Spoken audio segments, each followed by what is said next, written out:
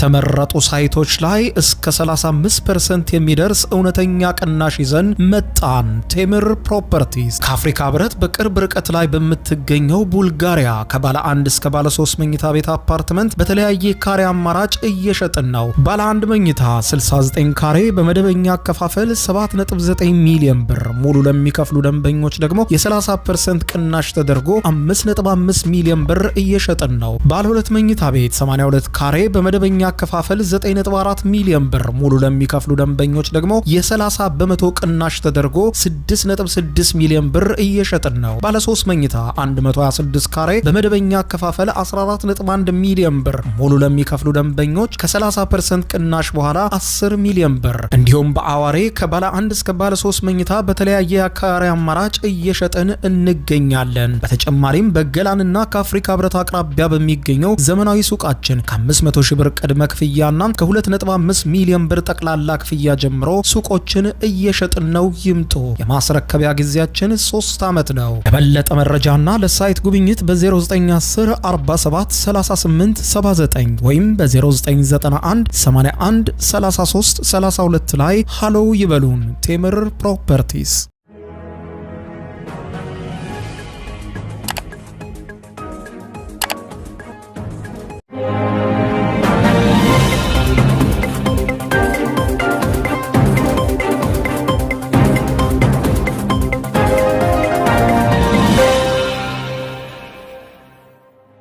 ጤና ይስጥልኝ ክቡራትና ክቡራን የዩቲዩብ ቻናል ቤተሰቦች፣ የሰዓቱን አጫጭር ሰበር መረጃዎች ይዤ ቀርብ ያለው የመካከለኛው ምስራቅን ጉዳይ በተመለከተ በየሰዓታቱ ልዩነት ሰበር መረጃዎች ዩቲዩብ ላይ ሲጫኑ ቀድሞ ለእናንተ የማስታወቂያ መልእክት ወይም ኖቲፊኬሽን እንዲደርሷችሁ የዩቲዩብ ቻናሌን ሰብስክራይብ በማድረግ የደወል ምልክቷን መጫን አትዘንጉ።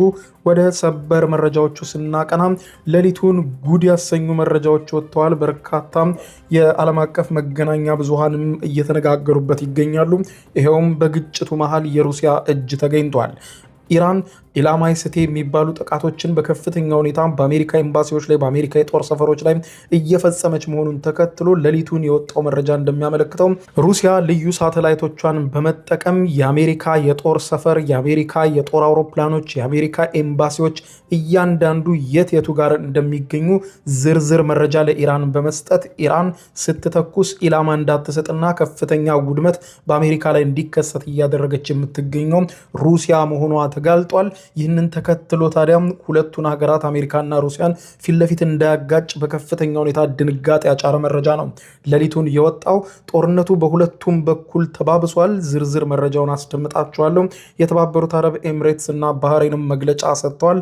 በዝርዝር የምታደምጡት ሌላኛው ጉዳይ ይሆናል። ኢራንም እንዲሁ ከፍተኛ ውድመት ያስተናገደ ጥቃት ሌሊቱን ሰንዝራለች። እሷም እጅግ በርካታ ጥቃት ሌሊቱን ተሰንዝሮባታል።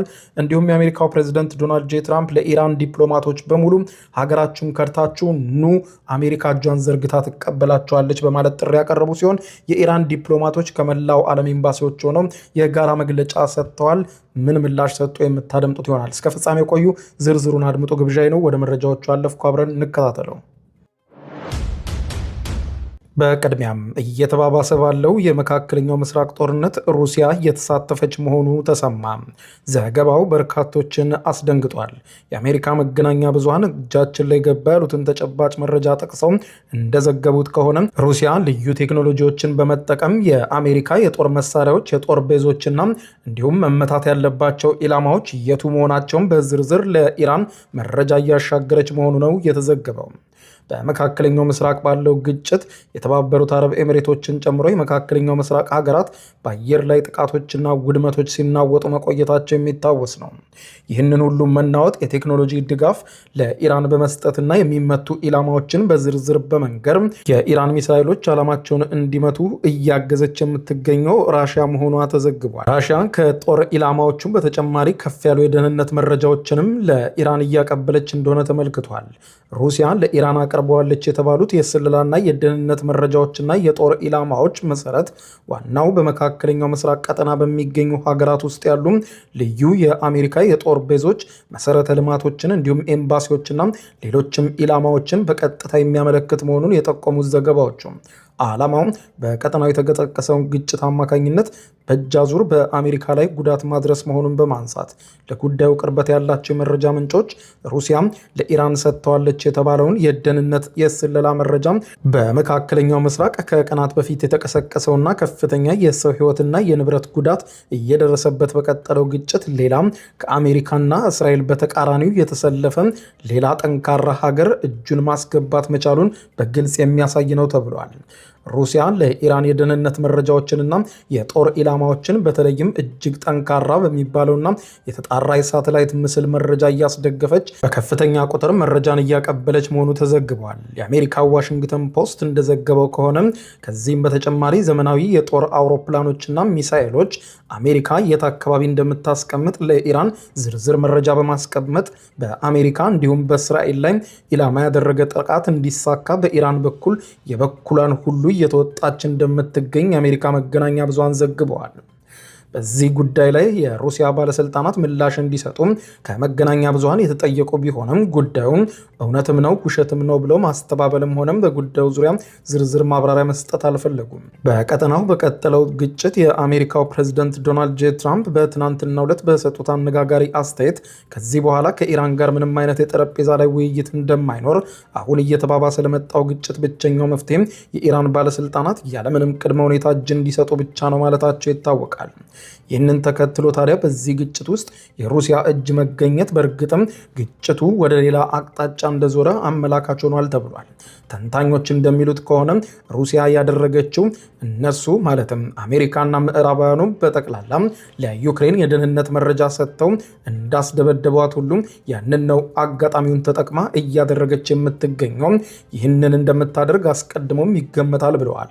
ሮይተርስ በበኩሉ በመካከለኛው ምስራቅ በቀጠለው ግጭት ሌላ ፈርጣማ ክንድ ግጭቱን ተቀላቅሏል ሲል ተባብሶ በቀጠለው ጦርነት በተለይም የኢራንን የአጸፋ ጥቃት በመደገፍ በመካከለኛው ምስራቅ የሚገኙ የአሜሪካ ወታደራዊ ቤዞችን የማደኑ ጥረት ለኢራን እንዲሳካላትና እስካሁን በአሜሪካ ላይ የደረሰውን ከባድ ውድመት እንዲደርስ ሩሲያ በከፍተኛ ሁኔታ አስተዋጽኦ እንደተወጣች ገልጾ በሾዋይባ ወደብ አካባቢ የሚገኘው የአሜሪካ ተጠባባቂ ጦር ኃይል ላይ በኢራን በተፈጸመ የድሮን ጥቃትም በትንሹ እስካሁን 6 የአሜሪካ ወታደሮች መገደላቸውን በማንሳት በወደቡ አካባቢ የሚገኘውን የጦር ኃይሉን መሰረተ ልማት ላይ ከባድ ጉዳትና ውድመት መድረሱን ጠቅሶ የአሜሪካው ፕሬዝዳንት ዶናልድ ጄ ትራምፕን ጨምሮ የሀገሪቱ ከፍተኛ ባለስልጣናት እየተባባሰ በመጣው ግጭት በቀጠናው የሚገኙ የአሜሪካ ወታደራዊ ኃይሎች ላይ ተጨማሪ ሞት ሲከሰትና ሟቾችም ቁጥር ሊያሻቅብ እንደሚችል ከወዲሁ መግለጻቸው ይታወቃል። ሌሊቱን የሩሲያ ተሳትፎ ከተጋለጠ በኋላ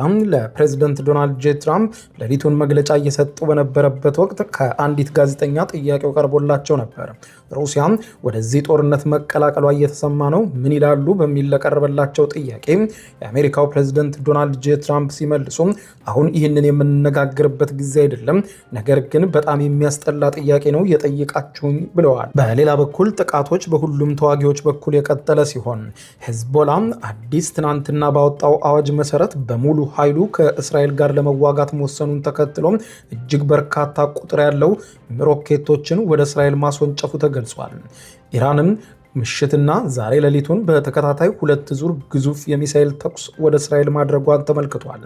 ኢራን የተኮሰቻቸው ሚሳኤሎች ቴልአቪቭን ጨምሮ በተለያዩ የእስራኤል ከተሞች ላይ መውደቃቸው የተዘገበ ሲሆን የእስራኤል የአየር መከላከያ ስርዓት አሁን ላይ ከመቼውም ጊዜ በላይ ፈተና እየተጋረጠበት እንደሆነ ይነገራል። ሄዝቦላም የተኮሳቸው በርካታ ሮኬቶች ጉዳት ማድረሳቸው በእስራኤል ውስጥ ተዘግቧል። እስራኤልም በተከታታይ ዛሬ ሌሊቱን ባካሄደቻቸው ጥቃቶች በሁለቱም በምትዋጋቸው ግንባሮች ማለትም በሊባኖስ ከሄዝቦላ ጋር፣ በኢራን ደግሞ ከአይአርጂሲ ጋር የምታደርገውን ውጊያ የቀጠለች ሲሆን ኢራንም በተመሳሳይ ከፍተኛ ውድመት አጋጥሟታል። በተለይም ዛሬ በነበረው ከባድ የአየር ድብደባ ዋና የአየር መንገዷ ከፍተኛ ጉዳት ደርሶበታል። የተባበሩት አረብ ኤምሬትስ እና ባህሬን እንደሰጡት መግለጫ ከሆነ ኤምሬትስ 9 ባላስቲክ ሚሳይሎችንና 109 ድሮኖችን መታመጣሏን አስታውቃለች። በፈጀራ የነዳጅ ቀጠናም በድሮን ፍርስራሽ ምክንያት የተነሳውን እሳት ተቆጣጥሬዋለሁ ያለችው ዩኤኢ በተያያዘም ኢራን በባህሬን የመኖሪያ መንደሮች ላይ 7 ድሮኖችን መተኮሷን የአሜሪካ ማዕከላዊ እዝም ገልጿል። ጦርነቱ እየተፋፋመም በርካታ አካላትን እያስተናገደም አሁንም እየቀጠለ ነው። የኢራኑ ፕሬዝዳንት መሱድ ፔዜሽኪያን ምሽቱን በሰጡት መግለጫም በሉዓላዊነታችን አንደራደርም ብለዋል።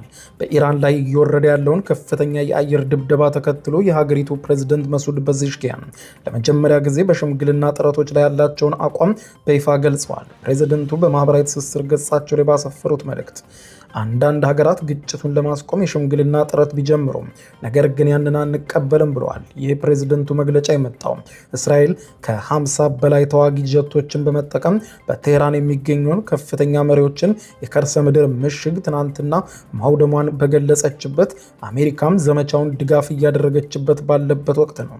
ፕሬዝደንት ፔዜሽኪያን የሽምግልናውን ጥረት የኢራንን ሕዝብ አሳንሰው በመመልከት ይህንን ግጭት የለኮሱትን አካላት ላይ ያነጣጠረ መሆን አለበት፣ እነሱን ተው በሏቸው፣ እሳቱን የለኮሱት እነርሱ ናቸው፣ በእሳቱም የሚቃጠሉት እነሱ ይሆናሉ ብለዋል። ባለፉት ጥቂት ቀናት ብቻም በኢራን 131 ከተሞች ላይ በደረሰው ከባድ ውድመትና ድብደባ የሟቾች ቁጥር ከ500 በላይ መድረሱ የሚታወስ ነው። የፔዜሽኪያን አስተዳደር አሁን ላይ ከፍተኛ የዲፕሎማሲና ወታደራዊ ጫና ውስጥ መውደቁ ይታወቃል። ፕሬዝደንቱ በዘላቂ ሰላም ቁርጠኞች ነን ቢሉም ሽምግልናው ግን ኢራንን ተገዳጅ የሚያደርግ ሳይሆን አጥቂ የተባሉትን አካላት የሚገስጽ መሆን አለበት። ተደራደሩ ሳይሆን ጦርነት የከፈቱትን ለምን ከፈታችሁ በሏቸው ብለዋል። በሌላ በኩል በጦርነቱ መሃል የተመታው የተባበሩት መንግስታት ድርጅት ኃይል ነው። የተባበሩት መንግስታት ድርጅት በሊባኖስ የሚገኘው ኃይል ባወጣው መግለጫ እንዳለው ከሆነ አልቃውዛ በሚባል ቦታ በሚገኘው ዋና መስሪያ ቤቱ ላይ የተፈጸመው ጥቃት የጦር ወንጀል ተደርጎ ሊወሰድ እንደሚገባ ማስጠንቀቂያ ሰጥቶ መግለጫ አውጥቷል። ተቋሙ በማህበራዊ ሚዲያ በሰጠው መግለጫ በጥቃቱ እስካሁን 3 ሰዎች የቆሰሉ ሲሆን አንደኛው ለተሻለ ሕክምና ወደ ቤሩት ሆስፒታል መላኩንም ተመልክቷል። በጸጥታው ምክር ቤት የተሰጣቸውን ተልዕኮ በመወጣት ላይ የሚገኙ የተባበሩት መንግስታት ድርጅት የሰላም አስከባሪዎችን በዚህ ጦርነት ኢላማ መደረጋቸው ፈጽሞ ተቀባይነት የሌለው ያለው የተባበሩት መንግስታት ድርጅት ሰላም አስከባሪ ኃይል በሰላም አስከባሪዎች ላይ የሚፈጸም ማናቸውም ጥቃት ዓለም አቀፋዊ የሰብአዊ መብት ሕግን በከፍተኛ ደረጃ እየጣሰ ነው ብሎ ገልጿል። ቀደም ብሎ በወጣ መረጃ የጋና ጦር ኃይሎች እንደገለጹት ከሆነ ሚሳኤል ዋና መስሪያ ቤቱን በመታው ወቅትም 2 የጋና ወታደሮች ለህይወታቸው የሚያሰጋ ከባድ ጉዳት ደርሶባቸዋል ብለዋል። ይሁን እንጂ የተባበሩት መንግስታት ድርጅት የሰላም አስከባሪ ኃይልም ሆነ የጋና ጦር ለጥቃቱ ተጠያቂው አካል ማን እንደሆነ በስም ከመጥቀስ ግን ተቆጥበዋል። በሊባኖስ ላይ የአየር ድብደባ በከፍተኛ ሁኔታ እያጠናከረች የምትገኘው እስራኤል መሆኗ ይታወቃል። ይህ በዚህ እንዳለ በዓለም ዙሪያ የሚገኙ የኢራን አምባሳደሮችና ዲፕሎማቲክ መገናኛ ኃላፊዎች የአሜሪካው ፕሬዝዳንት ዶናልድ ጄ ትራምፕ ከመንግስታቸው በመለየት ወደኛ ክዱ፣ ወደ አሜሪካኑ ከለላ እንሰጣቸዋለን በማለት ጥሪ አቅርበዋል።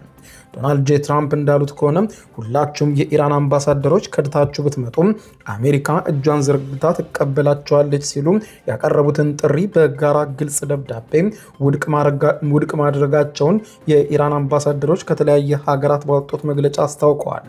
የኢራን ዲፕሎማቶች በደብዳቤያቸው እንዳሰፈሩት የአሜሪካ ባለስልጣናት ስለ ኢራን ዲፕሎማሲያዊ መዋቅርና ስለ ኩሩ ኢራናውያንና ስለ ዲፕሎማቶቻችን ያቀረቡልን ጥሪ በራሱ አሳፋሪ ነው ብለዋል። ስለ ኢራንና ስለ ኢራን አብዮታዊ እስላማዊ ሪፐብሊክ መሰረታዊ እውነታዎች ያላቸው ግንዛቤ በጣም ደካማ ነው። ሁልጊዜም ኢራንን አሳንሰው ስለሚያዩ ነው እንዲህ አይነት ሀገር የመክዳት ጥሪ ለእኛ ለዲፕሎማቶች ያቀረቡት ብለዋል። አክለውም ይህ ድርጊት አሜሪካ ለኢራን ሕዝብ ለብሔራዊና ሃይማኖታዊ እሴቶቻችን ያላትን ጥልቅ ጠላትነት በግልጽ የሚያሳይ ሆኗል ብለዋል። በተለይም ለሀገር ታማኝ የመሆንና እስከ ሕይወት መስዋዕትነት ድረስ ሀገራችንን የመከላከል ጽኑ መርህን የአሜሪካ ባለስልጣናት ሊረዱት ስላልቻሉም በቀጣይ ይረዱታልም ብለዋል። ክቡራን አድማጮች ለሰዓቱ ብታደምጧቸው መልካም ናቸው ያልኳቸው አጫጭር መረጃዎች የሰማችኋቸው ናቸው። ከሰዓታት በኋላ በሌላ መረጃ ተመልሰን እስከምንገናኝ በያለንበት የዓለም ዳር ቸር እንቆይ።